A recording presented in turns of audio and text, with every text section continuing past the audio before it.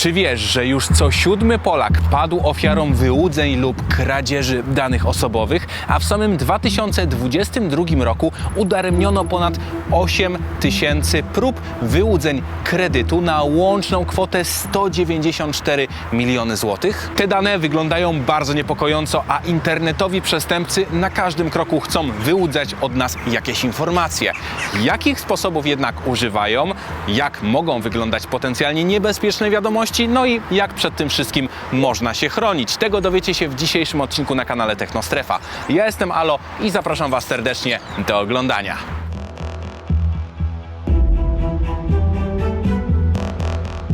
Odcinek powstał przy współpracy reklamowej z Chroń.pl, który wysyła powiadomienia, gdy coś niedobrego dzieje się z Waszymi danymi, a więcej dowiecie się pod koniec tego odcinka.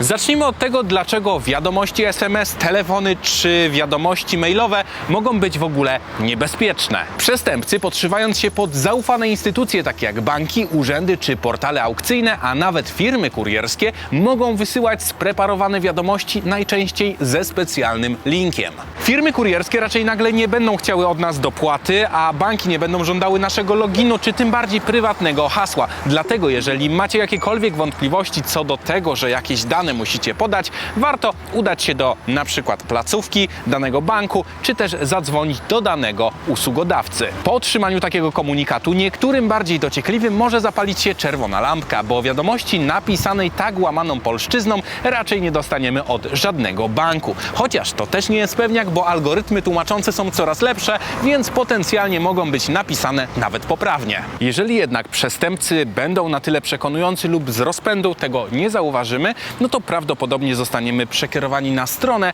która łudząco może przypominać daną instytucję. Internetowi przestępcy używają coraz różniejszych sposobów, aby przekonać potencjalne ofiary do klikania czy do wysyłania wiadomości, na przykład przez WhatsAppa, jak w tym przypadku, obiecując na przykład łatwy zarobek. Oczywiście chyba nie muszę Wam mówić, co się stanie, jeżeli rozpoczniecie konwersację z taką osobą. Prawdopodobnie będzie Was chciała nakłonić do podawania różnych danych albo do przelania jakichś pieniędzy. No i w najlepszym wypadku może się to skończyć tylko i wyłącznie utratą tego kapitału. Zatem co najlepiej zrobić, gdy otrzymacie taką potencjalnie niebezpieczną wiadomość? Po prostu ją usunąć, a nadawcę najlepiej zablokować. Należy jednak pamiętać, że nawet blokada takich numerów nie oznacza, że przestępcy nie znajdą nowych sposobów, jak na przykład zmiana numeru, żeby znowu zaatakować potencjalne ofiary i zaproponować im niesamowite okazje, czy też żądać jakichś danych. Ale jakie dane najczęściej mogą wyłudzać przestępcy? To przede wszystkim numery kart płatniczych, ale mogą także prosić o przelew pieniędzy czy Wasz numer PESEL, którego nikt oprócz upoważnionych osób nie powinien znać. Warto pamiętać, że oszustwa mogą odbywać się także telefonicznie, bo w dzisiejszych czasach nie trudno niestety o to, żeby Wasz prywatny numer telefonu wyciekł do jakiejś bazy, a na tę bazę już tylko czyhają internetowi przestępcy. Także jak już mówiłem, jeżeli macie jakiekolwiek wątpliwości, lepiej zadzwonić do danej instytucji, na przykład banku, na oficjalny, sprawdzony numer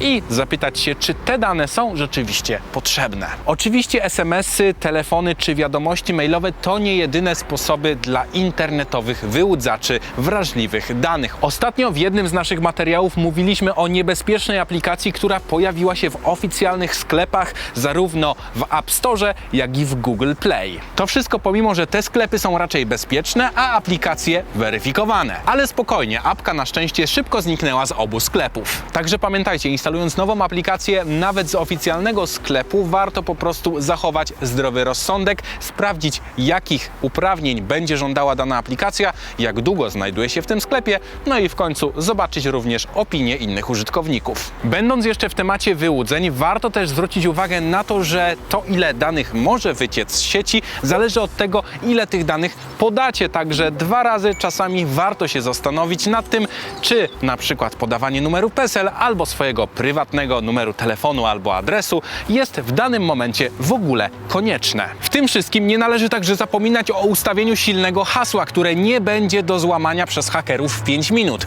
Oczywiście podstawy to nie ustawianie imienia swojego kota czy cyfr 1, 2, 3, 4. Warto też zadbać o utworzenie hasła, które nie jest słowem, a wymyśloną kombinacją cyfr z literami, wielkimi znakami czy znakami specjalnymi. Niestety nawet silne hasło da się czasami złamać, na przykład ktoś może je podejrzeć czy przechwycić za pomocą specjalnego urządzenia. Co ważne, nie tyczy się to tylko serwisów internetowych, ale także waszego telefonu, ponieważ to w nim również ukryte jest wiele prywatnych danych. Jednym ze skuteczniejszych i dość prostym sposobem na dodatkowe zabezpieczenie kont w serwisach jest także weryfikacja dwuetapowa. Ustawiając dodatkowe urządzenie weryfikujące, na przykład swój telefon, który zazwyczaj mamy przy sobie, otrzymujemy informacje o próbie logowania i przede wszystkim kod, który musimy podać, aby w ogóle się zalogować. Ale dlaczego to takie ważne? W dzisiejszych czasach na portalach społecznościowych, takich jak na przykład Facebook, często podajemy różnego rodzaju prywatne dane, a także mamy prywatną korespondencję, w której znajdują się na przykład wrażliwe dane czy też zdjęcia.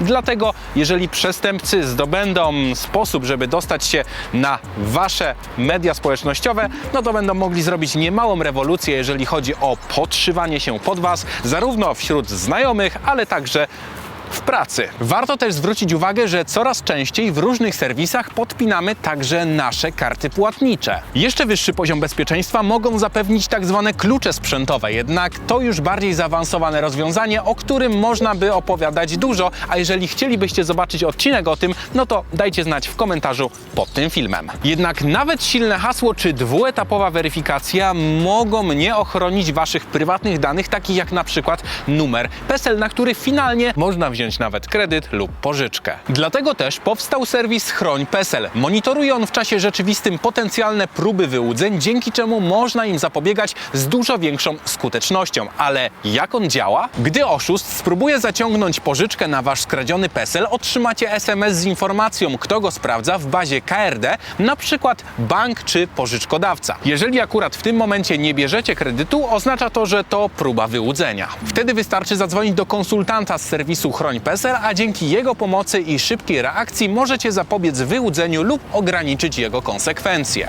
Co ważne, ten serwis monitoruje także wasze dane osobowe ujawnione bez zgody w internecie i powiadamia SMS-em i mailem, gdy ktoś założy na was firmę na tak zwanego słupa. Informacje o założeniu konta możecie także pobrać i sprawdzić w raporcie za 12 miesięcy wstecz, czy ktoś nie próbował wyłudzić na was kredytu lub pożyczki. W ramach tego odcinka został przygotowany dla was także specjalny roczny pakiet Technostrefa, niedostępny w regularnej sprzedaży. Link do kupna pakietu znajdziecie w opisie tego filmu i będzie on aktywny przez miesiąc od momentu publikacji tego filmu. A więcej szczegółów na temat usług serwisu znajdziecie na stronie chrońpesel.pl. Mam nadzieję, że tym odcinkiem uświadomiliśmy was na temat potencjalnych wyłudzeń i oszustw w internecie, także bądźcie ostrożni, a jeżeli znacie kogoś lub sami byliście ofiarą jakiegoś oszustwa internetowego, koniecznie napiszcie o tym w komentarzu pod tym filmem ku przestrodze innych użytkowników. Tymczasem pamiętajcie, żeby subskrybować kanał Technostrefa, no i oczywiście sprawdzić nasz najnowszy film. Tymczasem do zobaczenia w kolejnych odcinkach. Na razie.